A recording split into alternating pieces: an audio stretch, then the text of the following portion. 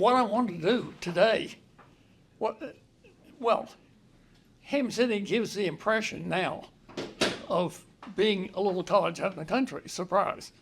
But out in the country now really means out in the country. We don't have a traffic light, we don't have a filling station, we don't have any stores, we only got things that are, college buildings in the middle of campus. But back about 1900 and before, we actually had a business district. Well, not really, but I want to take you through how much of the business district we did have, building by building, which actually won't take too long. I apologize for this slide. This is the Grottos, which is the house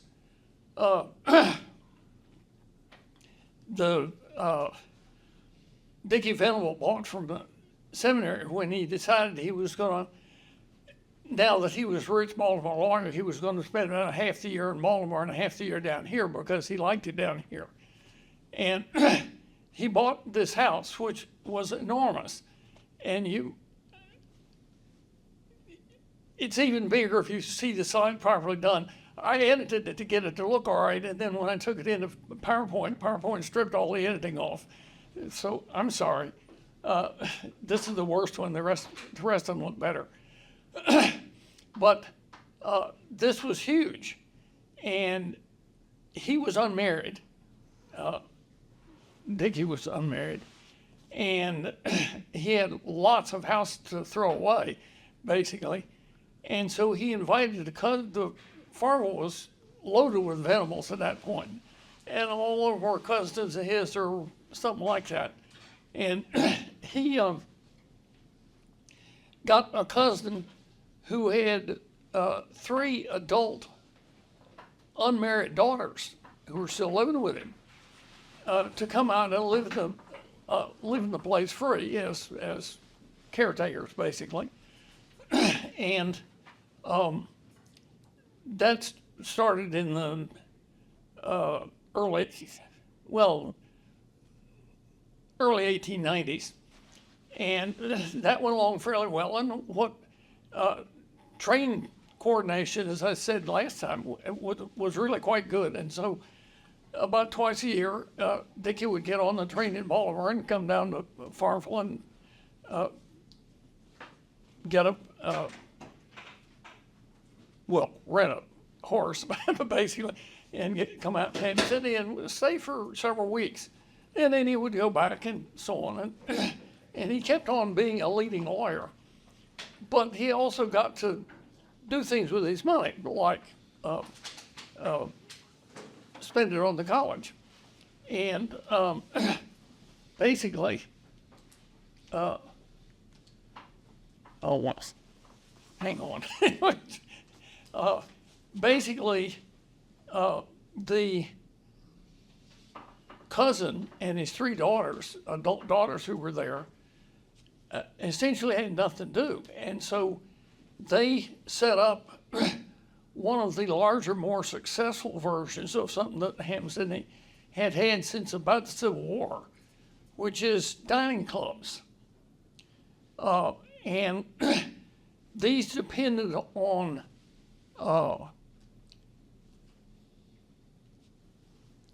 faculty members. All faculty members were male, okay, and most of them were married.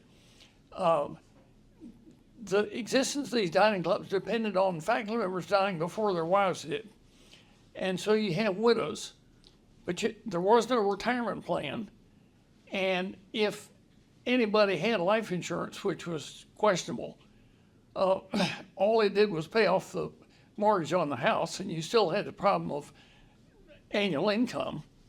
And so the little old lady squad on the campus, which was widows and unmarried daughters who were living in a house that they owned but had no income. And the way you get some income is to offer food to students, and you let them buy monthly rentals. And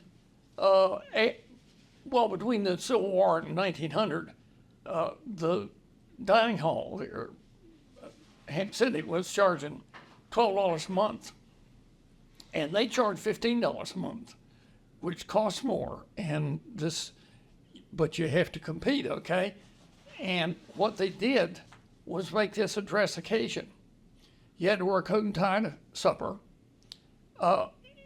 There were acceptable topics of conversation, and you were only to use those. And if you use other topics of conversation, you would be told to leave, not come back. You can't talk about politics, you can't talk about money, and you can't talk about religion. There are polite things to talk about, and we're going to tell you how to do it. Furthermore, every now and then, we're going to put out all the silver, and you're going to find out why there are 3 forks out there and why there are 3 spoons on the other side. I mean, this is how to do things right instruction. But the important thing was to have really good cooking. And all of these women knew that. And so they had biscuits that had to have a napkin over them so they wouldn't float away. And it was not every one of them was equal, but they were all good. And there was competition, so they tried very hard to get their squad happy with them. And the number of these on campus varied as people died, and one thing and another. But there were almost always at least 3, and it actually got as high as 8 at one point. And these women, for financial reasons, would like to have 8 students eat with them. 8 is the number that you can handle the cooking for that and have it be really good. And the more you have, the more money you're going to make. But if you think about this, if you have 8 students paying you $15 a month for 9 months, that's $120 times 8 is just about $1,000. Now, that's not all profit because you have to buy food and things, obviously. But $1,000 is what Hampden-Sydney was paying a faculty member in that time. And so, this is a way to keep the wolf from the door, all right? And these were very popular, and there were usually about 5 of them. And sometimes as low as 3, sometimes as high as 8, but not very often. But if you think about 5 of these, each with 8 students, and that's not necessarily true because houses have different size dining rooms and things like that. But the 5 of these groups of 8 is 40 students at a time when the college had somewhere around 120 students, something like that. So the little ladies were feeding, sometimes at least, about 1/3 of the student body. And they were not making huge amounts of money out of it, but they were keeping the wolf from the door. And President McElwain actually tried to think up a way to have these dining clubs be an official part of the college structure, and he never could do it. They were private forever. And the last one of the Venable girl, of the 3 Venable girls, died in 1942.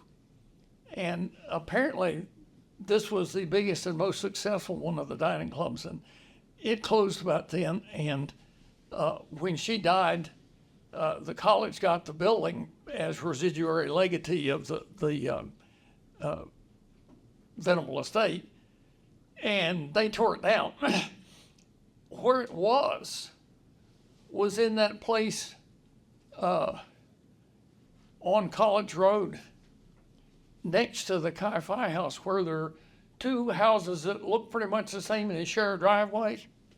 Well, I think I know that that's where the grottos was located, and I think the grottos was so big that it was on both lots, okay?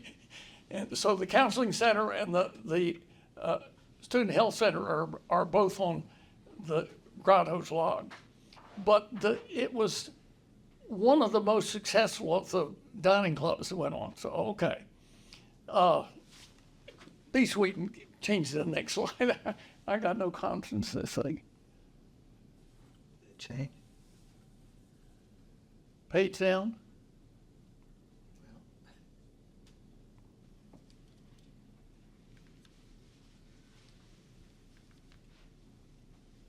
It's not responding. Oh, good.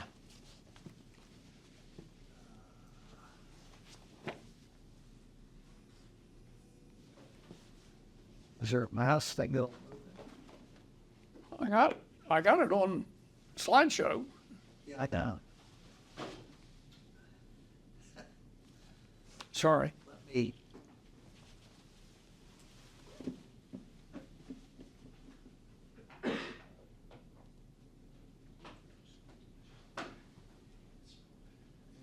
It's your computer. Maybe you can't work. Computers are our friends. Looks like you then it is so hard to out. I tries to arrow down and also page down. Why not? Well, Brenda. All right. Let me fool with it. So what the next house, if you just go down the list, the next house is the Chi-Phi house, which actually at the time we're talking about was a gift by Dickie Venable to another one of his relatives. Miss Addie Venable lived there. And I don't know whether she ran a dining club or not. I've never been able to find out. But basically, Dickie died in 1910, and Miss Addie died in 1925, at which one, oh, good for you. Whatever it is you did, it was the right thing. She died in 1925, and the college took over the building, and at that point, the board of trustees had 3 Chi-Phi alumni on it. And they talked to each other and then went to the board and proposed that the college sell Chi-Phi this building, which the board agreed to. I think they have since agreed to sell it instead of lease it, but there you are. But Chi-Phi moved into this in 1925, which means next year, any of you guys at Chi-Phi? Okay. Next year is a centennial of their moving into the current Chi-Phi house. But this is almost only one of these that never had a commercial existence. Okay, see if you can get another slide. Okay, here we are. This is a bad photograph, but not catastrophically bad, of the next building, working toward administration building, which was basically one of 2 frame dormitories that the seminary put up when their fundraising drive didn't give them enough to have brick dormitories. So the Chi-Phi house was one of them, and this was right beside it, 10 feet away, and was the other one. And this is the one that the Richmond alumni got Dickie to agree to make a dance hall. And so you can see back at the back, this thing sticks out significantly, and that's the dance hall that Dickie added. And this was a very nice dance hall, which is to say nightclub, okay? So it's the Hampden-Sydney Business District, and it's got a nightclub in it, sort of. And that was there from, well, the house was there from the 1880s, but the 1890, but the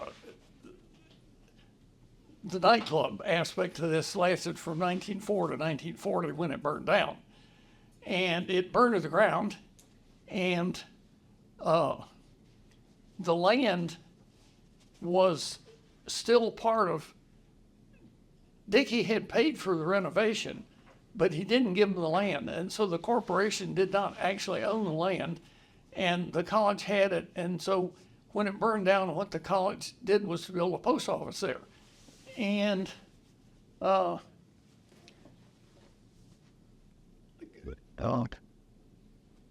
to the next one. I've forgotten now. Oh, sorry. Okay, leave that there. But we will see one of these where you can see some of the post office. What is now the museum is the post office that was built in 1940 with a piece added on the back end, a T, and an extension added on the front end. So it's not a very big building now, but it's a hell of a lot bigger than it was when it was the post office. And you need to understand that the post office has moved around a lot, okay? Go to the next one. Yeah, here we are. This is a black and white photograph, not terribly good, but better than the other one, from about 1904 to 1912. The black streak along here is via Soccer, which is a dirt road at that point. The corner up here on the far lower left used to be President McElwain's garden area. And so this is at least 1904 because the fence has been torn down, and you notice there's a young tree that has been planted there in the attempt to make the whole thing look like a park. So it's at least 1904. And it's before 1912 because 1912 was when the college put into regulation that you couldn't let your cows graze on the campus. Before that, most people had a cow, and the cows are not very smart, but they're smart enough to figure out that in the morning they're supposed to walk down to the end of the street and eat stuff until about 5 in the afternoon, then you're supposed to walk back. And so that was what everybody did. And in the 19th century, when there really was nothing, the seminary, well, the seminary was there, but only the seminary. The college didn't have any other buildings, and so what they did was go over and graze around Cushing, because at least when the weather was warm and the windows were open, students would throw things out for them to eat. And the problem with this, apart from whatever you stepped in when you left the building, is that the cows would collect around the windows and moo. And continuous mooing through a lecture ruins the quality of what you're doing. There you are. And the college made several efforts to regulate. They were going to build a brick wall around Cushing, and that came to nothing, fortunately. But anyway, in 1912, they did finally get rid of people letting their cows graze on the campus. So there's a narrow time slot there. But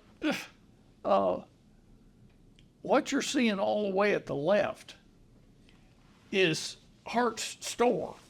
And there were actually, in the middle of campus, 2 genuine stores, which were at least sort of making money. Hart's store, at least part of the money Hart made, was from having the post office in his store. The store was, you can't tell it from here, but the store was tiny. I mean, it was basically square, and it was about as big as Via Soccer is wide, okay? So that's what size store you're looking at. And but he had the post office, and the government pays you for doing that. And that was okay. Eventually, whoever was running this, and his name may or may not have been Hart, either died or wanted to quit. And the guy who was a senior and was a Tiger editor in 1919 was Barry Wall. And he discovered that this place was for sale, and it was such a rat trap. I mean, it was a genuine slum, okay? But Barry had a good idea. He would buy it, which you could do for about $1.10, okay? And he would do something that Hampden-Sydney had never had before. He would sell textbooks for courses. Have you noticed in the summaries that I've had of the curriculum, how we keep saying that juniors take this course from Jenkins' book? We keep saying what the textbook is for this. This is so that students, the college had a deal with a Petersburg bookstore to give them a good price and cover the shipping. And so students who were going to take introductory chemistry were going to have a chemistry book, and they had to get it. And the only place you can get it is from the Petersburg bookstore. You order it and they will mail it in. And Barry Wall had the revolutionary idea of having a college bookstore, which would sell all the college textbooks. And he was a senior, and he only had 1 year. But this was popular enough. At that point, we had about 200 students, okay?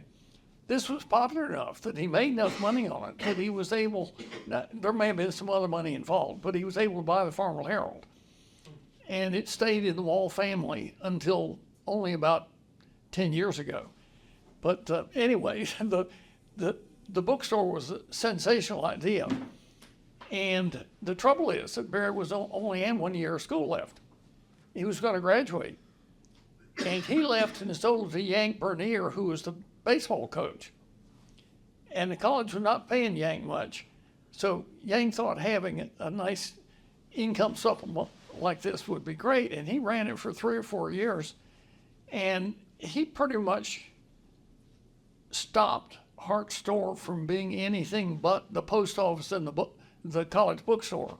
There was virtually nothing else that sold anymore. And the college by that time had hired a genuine accountant type finance person to run the books, and he was grinding his teeth off flat because there's this profit mechanism in the middle of campus that the college does not own. And so in 1924, I don't know how much dirty dealing was going on here, and there may not have been any, but there might have been some.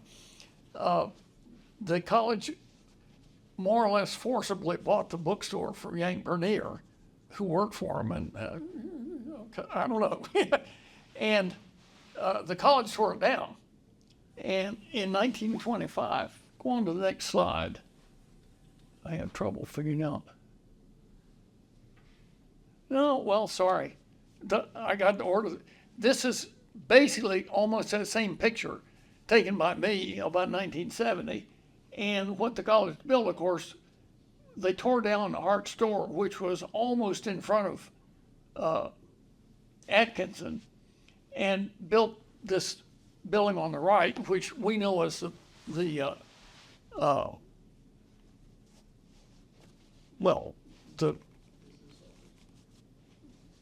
financial office.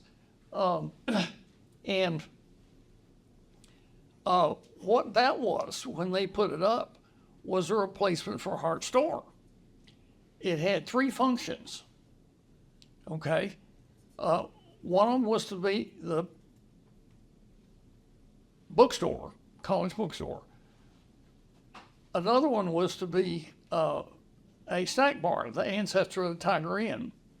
And the third thing was a service to the community, in which, this is the part that stuck out in front a little bit, okay?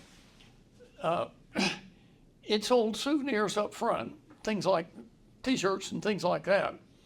And the back half of it was groceries. And when I came here, you could still buy a few groceries there, canned things, but the back of the store had a refrigerated meat case and a meat balance scale on it. And they did not sell meat anymore, but the guy who ran it was the same one who had sold meat, and he told stories about that. It was a nice service to the college. You could live here and not have to go anywhere to buy groceries. But anyway, so in the middle with that, somewhere in there, the post office, for the time being, was still located there through the 1930s. And there are 3 doors, only one of which gets used. But originally, the right-hand door got you in the snack bar, the central door got you in the grocery store, and the left-hand door got you in the bookstore. And the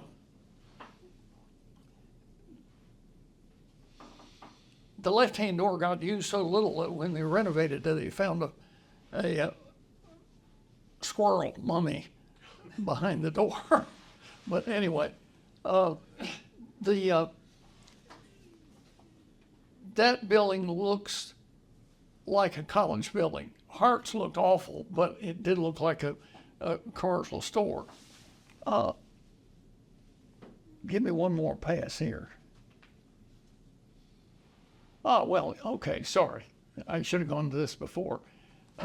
Textbook groceries and snack bar on the right. This building all the way over here to the right of the stop sign is the post office that was built in 1940 on the site where the comedy club was.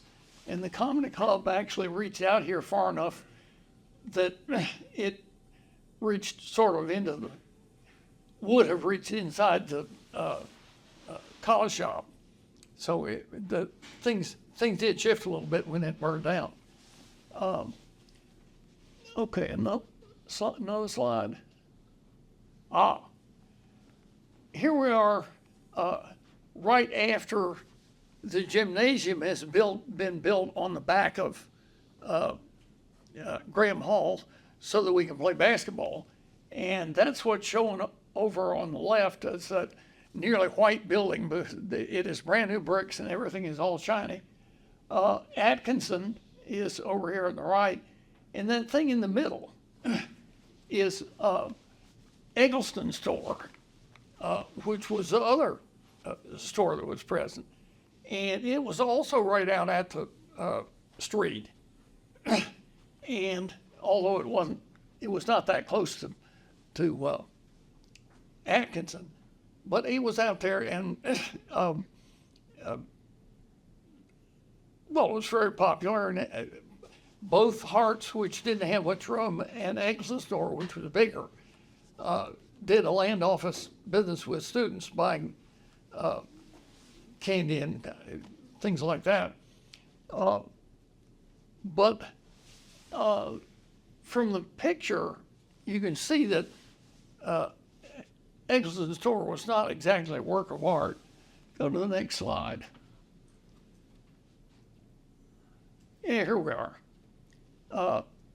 Here it is about 1930 with what might be a Model T or a Model A parked in front. And it's 2 stories, okay, and you walked in through this porch and you walked into the main sales area and so on. But notice that there's an outside stairway on this.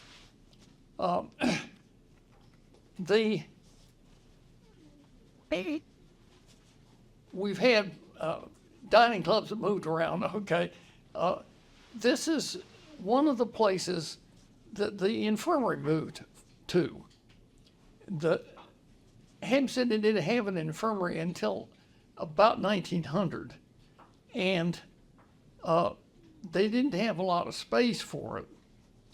And so apparently they made a deal with whoever owned the store, which actually would have been the seminary. Not in 1900. I guess they may actually have owned it, but they built a stairway up there, and the infirmary was the second floor, okay? So if you were sick, you had to make it up the flight of stairs. That lasted a few years, and then in the middle of faculty members living in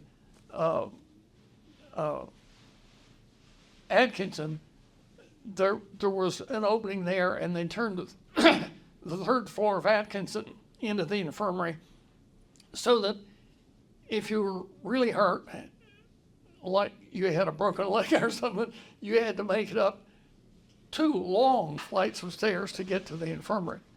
And people commented on this, but it stayed there for years and years and years. And anyway, the infirmary has also, the post office has also been in the basement of John's Auditorium, and has been in the no longer basketball, but what used to be the basketball playing part of Graham, and it is now in Brown Student Center, and is probably available for moving at some other time in the future.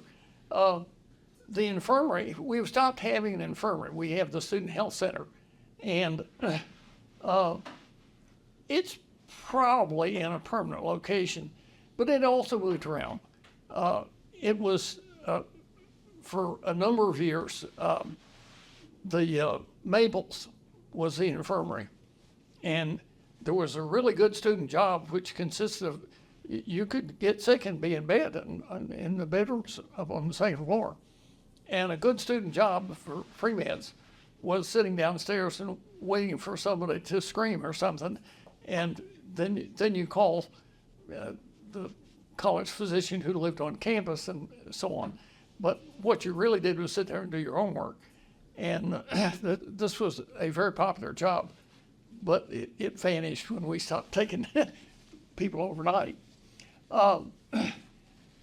If you go to the next one of these, it actually looks pretty civilized. About 1935, the college, remember this was sitting out at the street, the college thought this was unsightly, which is a fair description. And so they decided to make it over into a faculty residence. But step one is to move it back about 50 yards. So it is, this is back, well, if it were still here, it would be back well behind Atkinson, and it was the little one-car garage you can see all the way over to the left-hand side was sitting at the end of that driveway that goes back through the Atkinson parking lot. And so that'll give you an idea where it was. But they put a nicer looking porch on the front of it, took the stairway off the side of it, and moved it 50 yards.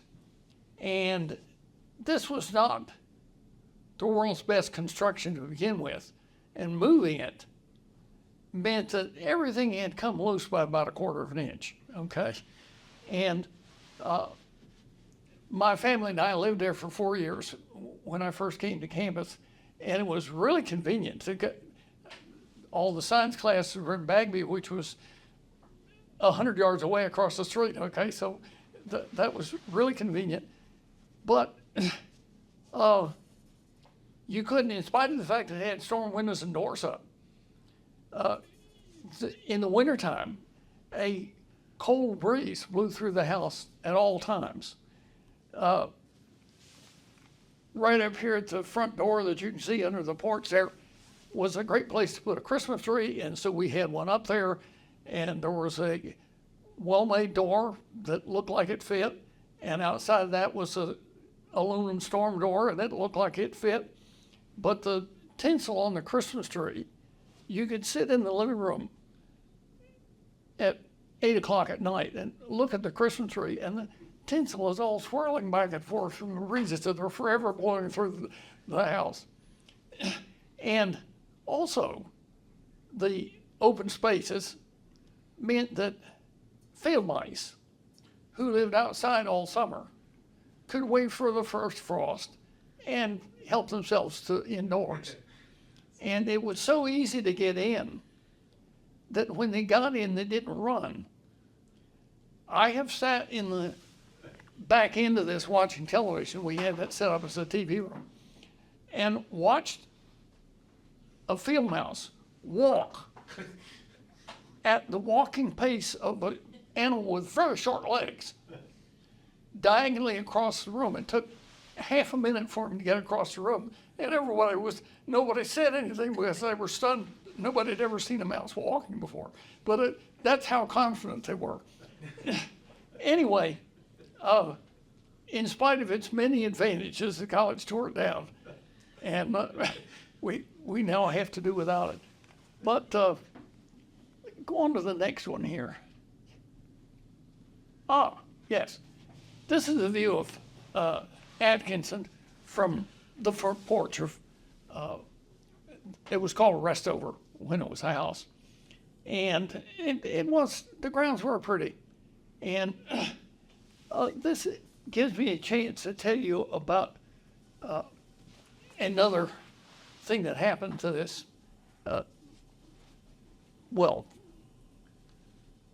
sort of to Atkinson Hall. The third floor, which was not usable for much of anything, and we didn't have enough administration to fill it, kept getting shifted back and forth between being an infirmary and being faculty apartments and so on. And in the late 50s somewhere, maybe as late as 1960, two faculty members were living, one in the on the side toward the street, that's the one you can't see, and the other was living in the side toward Restover, which is over on this side. And the one on the outside was a historian who was quite popular, had a lot of people in his courses, and the one on the near side taught modern languages, and that was a requirement, so he had pretty good student attendance, but both of them were well into middle age, okay? And if you think about the geometry of their apartments, they're sharing a bathroom, which is in the middle window on the third floor. That's where the bathroom was. And they had reached the age at which you not infrequently have to get up and go to the bathroom in the middle of the night. So they agreed with each other that they would leave the light turned on perpetually. It would never be turned off in there. They would simply close the door, and if you were going in there, you knocked, and if nobody answered, then you went in, okay. But the light would always be on, and so you could get up and stagger out of your apartment and find a nice, convenient bathroom with the light on. Okay. Well, this is fine, except that if there's a light on, that middle window is going to stay lit up all the time. And the two third-story windows might stay on for a while in the evening if papers are being graded or, something like that. But by 11 o'clock or somewhere in there, everything is going to be turned out. And this is long enough ago that there were no streetlights, okay?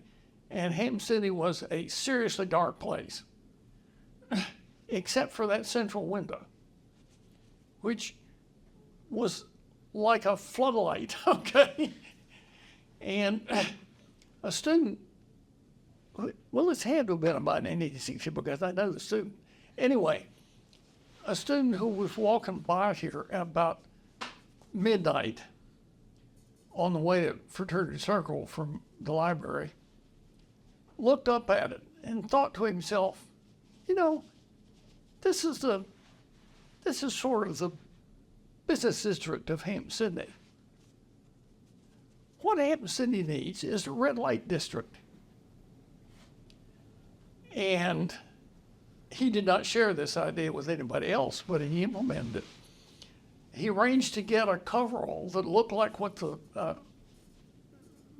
buildings and grounds people wore. And he arranged to get about a 30-foot extension ladder. And so one afternoon, this didn't seem like the kind of thing you could do at night, but if he had coverall camouflage on, that ought to do the trick. So he came over about 4 in the afternoon and put the ladder up and took a can of red paint and a paintbrush up. And the windows have, are 9/9, okay? 9 panes, so there's 18 panes that have to be painted with red paint. And if you got a standard house type brush, you can do that in about 2 strokes, but still, this is going to take 15 minutes, not long, and you can get down and get away. And in the middle of this, he is busy painting away and has the window half painted, and the door beneath him at ground level opens up, and the historian walks out. And he has a class with the historian, so he knows he will be recognized if the guy looks up, but he doesn't look up. However, he's probably going over to his office in Morton to get some book that he's forgotten or something. He'll be back in 10 minutes. I have to get through this really fast and get down, because when he comes back, he's facing me. He's looking at this ladder the whole time he's walking in here. I have to be gone in less than 10 minutes. So he paints like a SOB, okay? and he gets the whole thing painted red. And of course, he is set up in advance that somebody will take a color picture of this the following night before the college gets around to scraping all the paint off. And that was done, and that picture is somewhere, but I don't have it, okay? But anyway, he paints like crazy and races down takes the paint bucket and races down the ladder and takes a rag and wipes his hands off and closes the ladder and puts it around behind the building and is going to get it the next day or something, and goes back to his room. And the next day, he escapes. The historian does not get back before he is through doing this. So he feels that he has gotten away with this, and they have the picture to prove that this is the red light district. And he's in class the next day, and he sits fairly close to the front, and the quality of the lecture deteriorates a little bit, and he stops paying close attention and looks at his hands. And it turns out that just taking the rag and wiping your hands off was not enough. All of his fingernails are circled with red paint, okay? And he's sitting where if he leaves that hand out wiggling in front of the historian will figure out who painted the window red. And so he puts his hands in his pockets and does not take notes the rest of the day. That's his scheme for avoiding detection, but it worked. And he got out, but for at least one provable night, Hampden-Sydney had a red light district in its business district. And that's about as far as the red light district went. In the 19th century, there had been other places. There was a third store kind of in the middle of the soccer field before Hampden ever used it for anything. And there were 2 taverns down in Kingsville, and it was more commercial than it is now. But anyway, that's sort of the series of things that's happened. So let's give up. It's a little early, but we're at a good. I need to do something serious next week, which is talk about how science changed nationally and at Hampden-Sydney, because that was a big change that came along right at the beginning of the 20th century. But we'll get back to that. Thanks. See you later.